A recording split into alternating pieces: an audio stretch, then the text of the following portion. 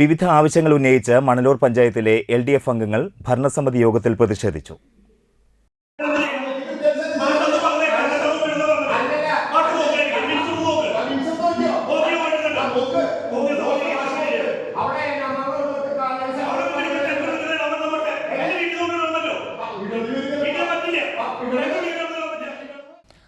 പ്രതിഷേധത്തിന്റെ ഭാഗമായി പഞ്ചായത്ത് ഭരണസമിതി യോഗം നിർത്തിവച്ചു. തുടർന്ന് LDF അംഗങ്ങൾ പഞ്ചായത്തിന് പുറത്ത് പ്രതിഷേധിച്ചു.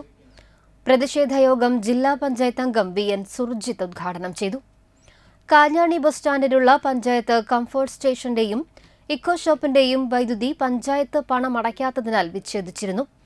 അത് പൂർവ്വസ്ഥിതിയിലാക്കണമെന്നാവശ്യപ്പെട്ടുകൊണ്ടും പഞ്ചായത്തിലെ കത്താത്ത തെരുവ് വിളക്കുകൾ കത്തിക്കുക, പഞ്ചായത്ത് റോഡുകൾ സഞ്ചാരയോഗ്യമാക്കുക, പഞ്ചായത്ത് പ്രസിഡന്റ് മെമ്പർമാരോട് മാന്യത പുലർത്തുക എന്നീ ആവശ്യങ്ങൾ ഉന്നയിച്ചായിരുന്നു പ്രതിഷേധം. പ്രതിഷേധത്തിന്റെ ഭാഗമായും LDF പ്രതിനിധികളുടെ ഇടപെടലിന്റെ ഭാഗമായും വൈദ്യുതി പുനഃസ്ഥാപിച്ചു. LDF അംഗങ്ങളായ രാകേഷ് കണിയാമ്പറമ്പിൽ, ഷാനി അനിൽകുമാർ, ഷേലി റാഫി, സിമി പ്രദീപ്, ധർമ്മൻ പരത്താട്ടിൽ, ബിന്ദു സതീഷ്, സിജു പച്ചാമ്പുള്ളി എന്നിവർ സംസാരിച്ചു.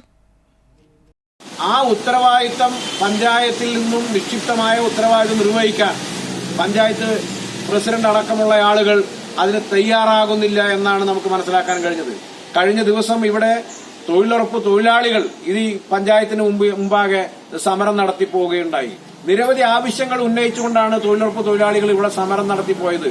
പക്ഷേ നമുക്കറിയാം, അന്തിക്കാട് ബ്ലോക്കിനകത്ത് തൊഴിൽ നൽകുന്ന കാര്യത്തിലും പണത്തിന്റെ എക്സ്പെൻഡിച്ചർ മുന്നോട്ട് കൊണ്ടുപോകുന്ന കാര്യത്തിലും ഒന്നാമത്തെ സ്ഥാനത്ത് നിന്നിരുന്ന മണലൂർ ഗ്രാമപഞ്ചായത്ത് ഇന്ന് 5ാമത്തെ സ്ഥാനത്തേക്ക് എത്തിച്ചേർന്നിരിക്കുകയാണ്.